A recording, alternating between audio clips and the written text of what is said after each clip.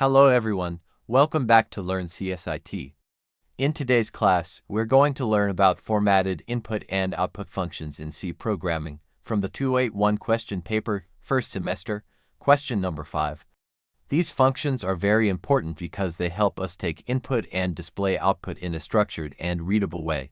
What is formatted input, output? Formatted input, output functions are used to read or write data in a specific format, like numbers, characters, or strings. We use them to control how data is entered or how it looks when printed on the screen or in a file. Formatted input functions. The most common formatted input functions are scanf and fscanf. Scanf takes input from the keyboard using format specifiers like %d, %f, or %s.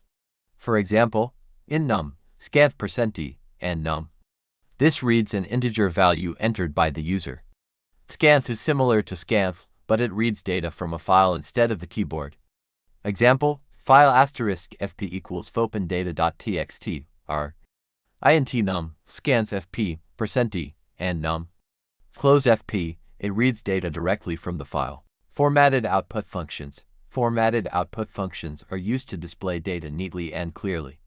printf displays output on the screen. Example, int num equals 10. printf the number is %d, and num.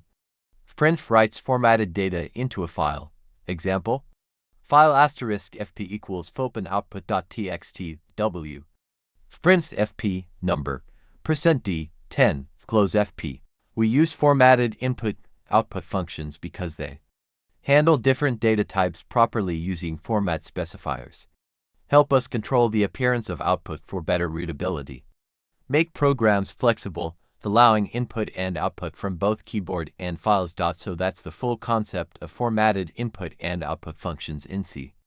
If you found this explanation helpful, don't forget to like, share, and subscribe to Learn CSIT for more question-wise solutions from the 281 TU syllabus.